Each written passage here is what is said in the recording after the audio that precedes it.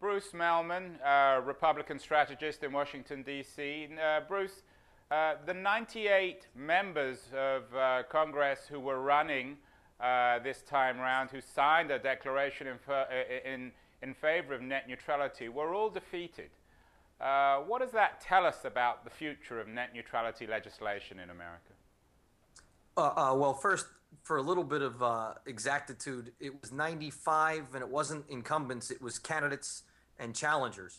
And 95 who signed a pledge saying that we think net neutrality is really important, and you're right, all 95 lost. Certainly. And how did, sorry, I apologize for my error there. I was off by 3. How does that break down? Sorry, for those 95, were they all Democrats, or did it break down between Democrats and Republicans? All Democrats. Okay, so go on. I think first and foremost, anybody who thinks net neutrality is an issue in the front of voters' minds was rudely awakened. Voters don't think about, and they don't tend to care about, net neutrality regulations. Certainly all 95 candidates and challengers who made that an issue priority lost. So it saved no one. It seems to me, as you think about that issue, there are hypothetical risks that Washington fringe groups highlight as a clear and present danger that in the minds of the average voter, they care about investment, they care about jobs, they care about government deficit, government regulating too much or getting too large. And if those are your concerns, that's not an issue that you're judging the candidates on. You're walking into the ballot box making a decision based on. If it were the issue that people were making their decision on, then clearly those in favor of net neutrality were not speaking to voters' aspirations and voters' concerns. Where do you see net neutrality legislation going or not going? What happens to this issue? Well, so before the election, a bipartisan majority in Congress, and they've been hard to come by, bipartisan majorities, but a bipartisan majority said to the FCC, slow down.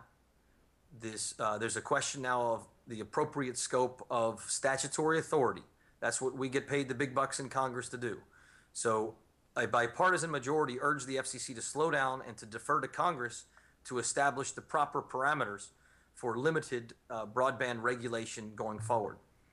In my mind, the FCC should have heard that message. Given the nature of the next Congress, I would expect the FCC should fundamentally leave to the next Congress these questions. And again, there really aren't net neutrality crises going on. It's a hypothetical risk.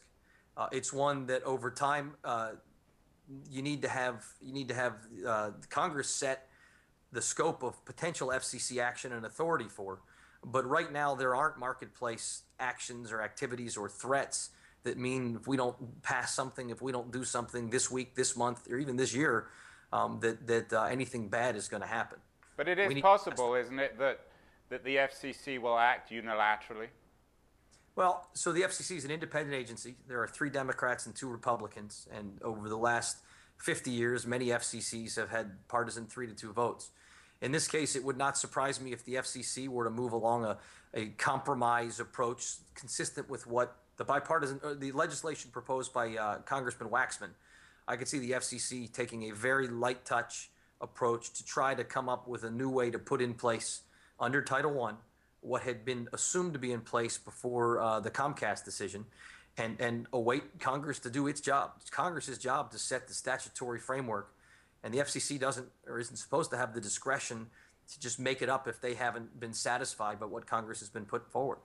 How important is it to put this issue to bed so we never have to hear about it again? Well, there are a few issues you never have to hear about again.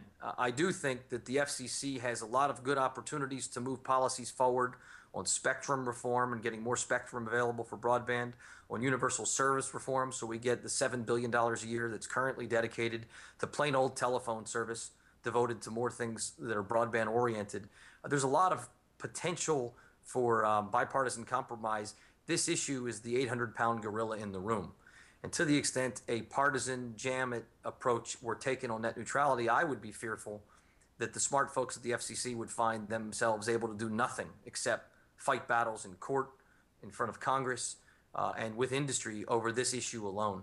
That'd be a shame because I don't think this issue is one that needs resolution before more investment happens or more growth happens. If anything, it's the uncertainty around this issue that I think is slowing down investment, and slowing down the opportunity for growth and job creation. The problems with getting more broadband to more Americans don't hinge on these questions.